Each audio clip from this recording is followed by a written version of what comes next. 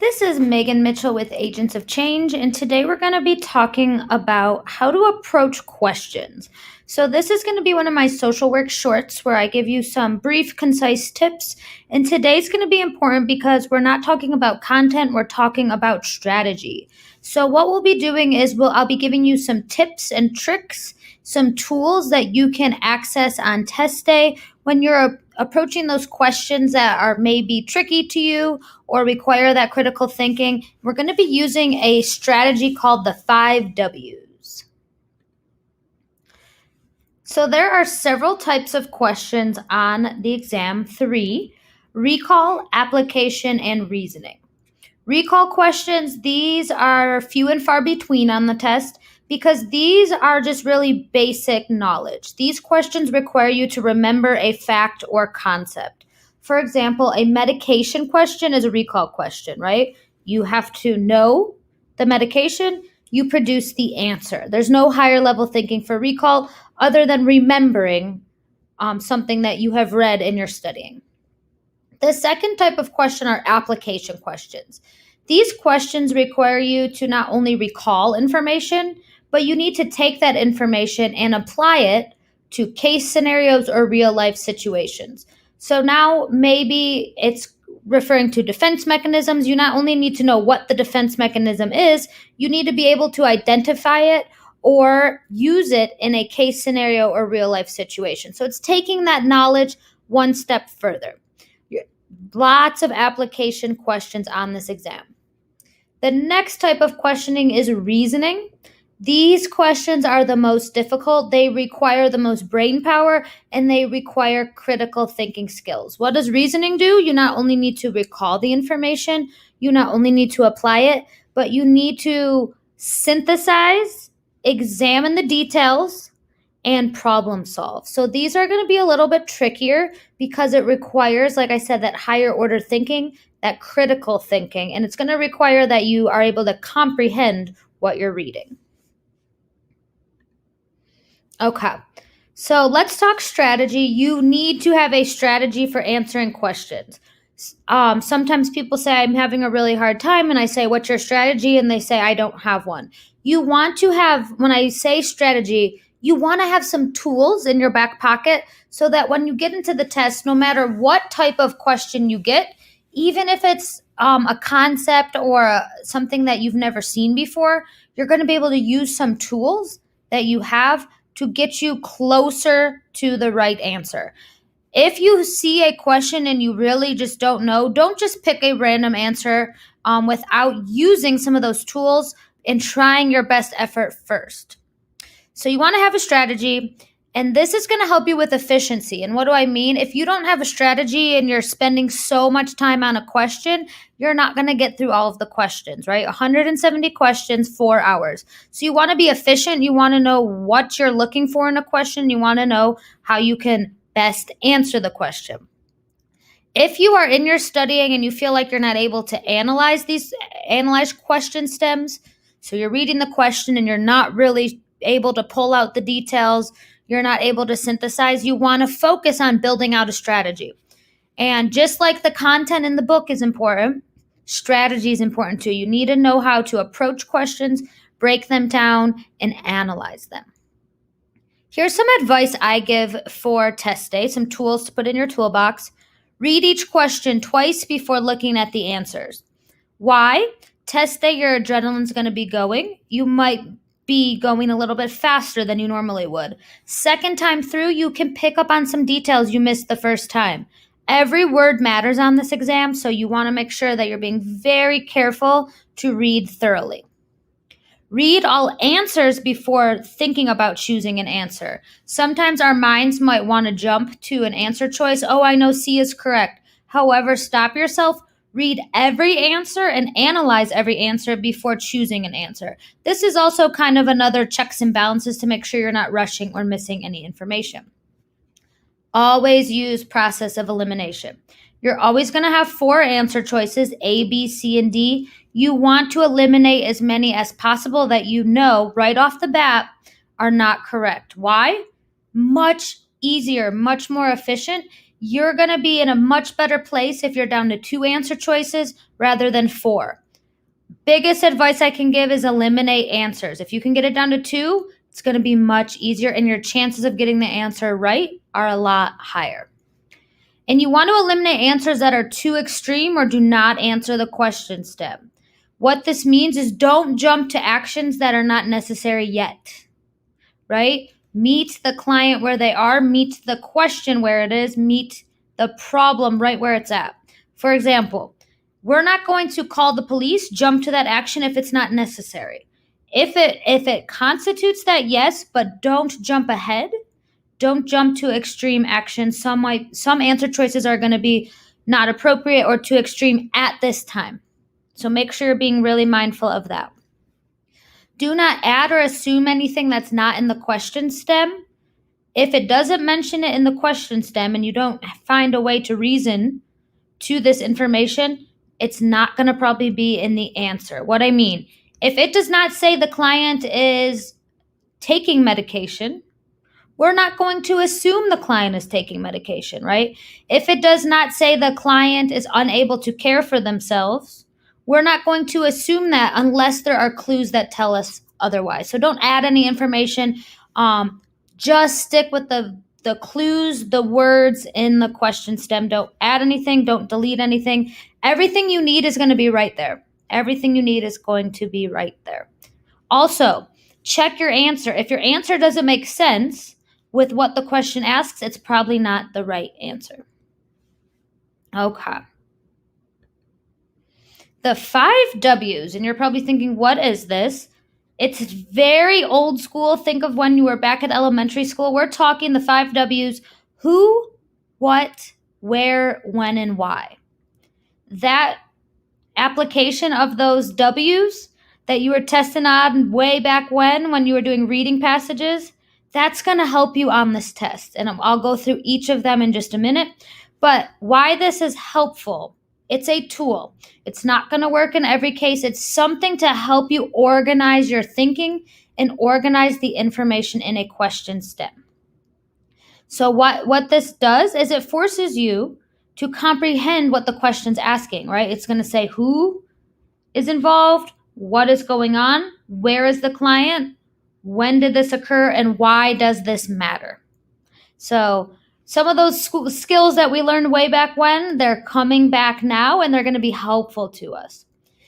If you're stuck on a reasoning question, and remember those reasoning questions require critical thinking, you're analyzing information, you're synthesizing. If you're stuck, think of these 5 W's. It's not going to work on every question. It's a tool to use if you're struggling or you don't know, so that if you're stuck, you're not just going to say, oh, I have no idea. You pick an answer and you move on. Think of these 5 W's and use it to your advantage. And like I said, down here, remember, you're always building up that toolbox. You want to have tools that are going to help you get towards success on test day. Okay, so let's break it down. I'm going to present a question here. This question, and we're going to use the 5 W's throughout, and then we will answer it at the end. So we're really going to put these skills in action, and you'll get to see what it looks like to use the 5 W's. So here's our question. A social worker is collecting information for family therapy. The family consists of a mother, father, and 2 children ages 14 and 8. The parents report they want to spend, quote, quality time together, but whenever they try, everyone ends up fighting. The 14-year-old daughter looks visibly annoyed and states her parents treat her like a baby. The 8-year-old says he wants to play with kids in the neighborhood and go to his friends' houses, but his parents say family time at home is more important. The social worker should focus treatment on. Notice here, this is a very lengthy question stem. Not all of the questions will look like this, but some might be longer than others. This is a question that you need to synthesize a lot of information. There's a lot going on here. So this is going to be our question. We're going to use those 5 W's to break it apart, pull out the information that's important. So let's start with who. What does who mean? Who is my client? So is this an individual? Is this a couple? Is it a group? Is it a family? Here I have highlighted and bolded what information is going to help us for who. Who's coming to therapy today? Who's here with us? It's a family, because that states for us right here, family therapy. And family units can all be made up of different individuals. Here, it's a mother, father, and 2 children. Ages matter too, age 14 and 8. So we have a 4-person family here. That is who our client is. What? What here means what is the presenting problem? What is the question asking? What does the social worker need to do? So here, what is the presenting problem? They're here for family therapy, right? Because they want to spend quality time together. And when they do, everyone ends up fighting. So that's the presenting problem. What is the question asking? This is asking, what should the social worker focus treatment on, right? It's not asking, what is the presenting problem? It's saying, social worker needs to focus treatment. What should it be on? The last question to consider, what does the social worker need to do, right? So what do we need to do given this information that we're dealing with the family? They end up fighting. That is the what. Where? Very simple. What setting am I in? Where is the client? So are you in a hospital, school, inpatient? Are you in the office with the client? Are you in the home? Are you on the phone? Are you virtual? Where are you with the client? Notice in this question, there's no explicit information about setting or location. That's why not every single time will you get every piece of these 5 W's. So here, we don't know where we're at with the physical location, so we will move on to the next W. Sometimes you will see things like you are working in a school. That would be that where that you want to point out. When. And when you are thinking of when, it's always time-based, right? When did you meet this client? When did their therapeutic relationship begin? When did symptoms occur, if you have that information? Or when did the problem start? So here, the only time clue that we have, the only when information we have, is that you're collecting information for family therapy. That is going to require that you apply some knowledge. When do you collect information? Usually in the beginning stages. So the when here, this family is probably new to us because we're getting information about the presenting problem.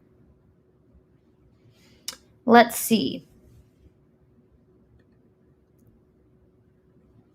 Why? This is our last one. Who, what, where, when, why. Why is where you're going to use that problem solving, that critical thinking. Why is the help of a social worker needed? So why did this family come to us? Why does this question matter? Why are these clues given to me? So this is where you have to synthesize and analyze. So let's read this again. Social worker is collecting information for family therapy. Why would we need to collect information? Because we need to assess what's going on. The family consists of a mother, father, and 2 children, ages 14 and 8. The parents report they want the family to spend quality time together, but whenever they try, everyone ends up fighting. Why do we need to know this information? Because it's showing that there's some sort of breakdown in communication. The 14-year-old looks visibly annoyed and states her parents treat her like a baby. Why is that important? Gives us her perspective. She gives us a little bit of knowledge of what's going on. 8-year-old says he wants to play with kids in the neighborhood and goes to his friend's house, but family says family time's more important. Why are they telling us that? Also shows us the perspective of the 8-year-old. We're talking about family here. So remember, we have the family unit all coming together. And then the social worker should focus treatment on, right? What's going to be the main focus given the information we have? So let's analyze this a little bit further. Social worker here needed to help the family with communication. They wouldn't have come for therapy if there wasn't a breakdown. Clues that give us more why information are the 14-year-old's perspective and the 8-year-old's perspective. And then ask yourself, why is this important? Why do you think they're telling us this? Sometimes it's not important and it's a distractor. So if you see distracting information, It's there because it's trying to get you away from seeing what this main problem is.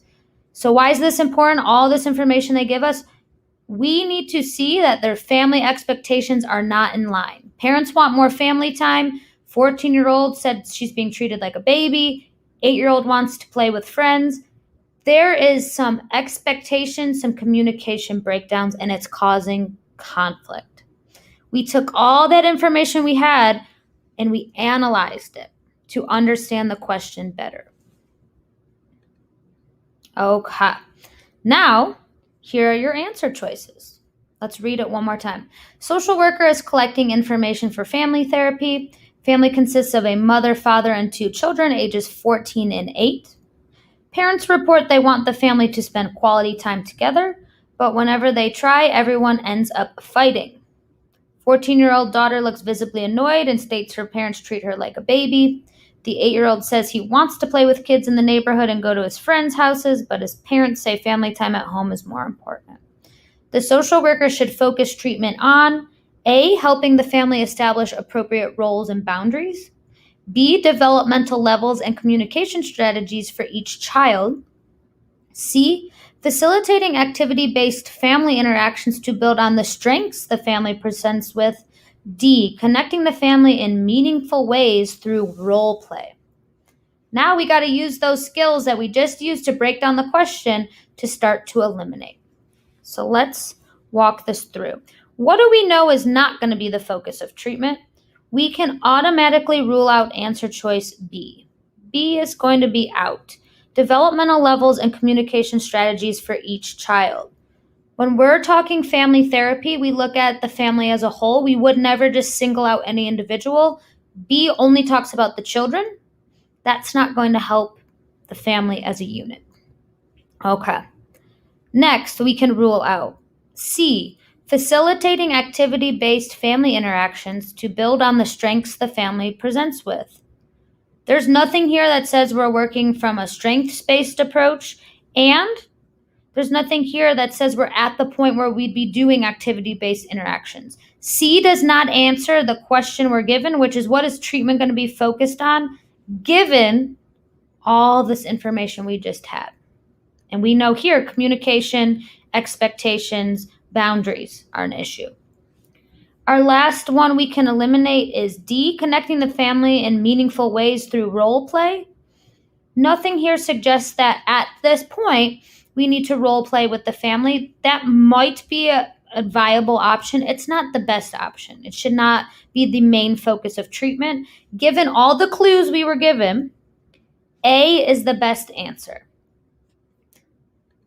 Helping the family establish appropriate roles and boundaries. Ask yourself, does that make sense? Well, yes, it does make sense because children want something different than parents, and we need to think of the ages of the kids. What's appropriate at 14 and 8? They want to be with their friends, right? So what would be the focus of treatment is helping the family establish these boundaries, establish these roles, and that will help them with the communication. So notice here, there's a lot of skills that were at play. This was just to demonstrate for you how to use those 5 W's. Who, what, where, when, why. This should not be used for every question. It should be used when you're stuck, right? So maybe you're stuck and you're just like, I have no idea. Ask yourself these things. Who's my client? Why does this matter? Where are they in the therapeutic relationship? All that's going to give you some more tools to help you make a better guess if you're stuck. So I suggest playing around with using these 5 W's, going through some practice questions and seeing if you're able to pull apart these important clues. And this will be helpful to you on test day so that you're not just reading over and over and over and not organizing your thoughts. So the 5 W's really just gives you a framework to build upon, and I hope that you will find it helpful. The more you practice what we just did, the quicker it will get. The more you practice, you might be able to do it in 20 to 30 seconds. So the more you practice, the better it will get. And hopefully this will help you study smarter, not harder, because we know here time is of the essence. And of course, I always want to remind you, you got this. This test is hard. However, it's achievable. you have the skills in you. Develop those skills and know that you got this. And just taking the step forward in your studies to go forward with testing, that's something that should be celebrated. Thank you.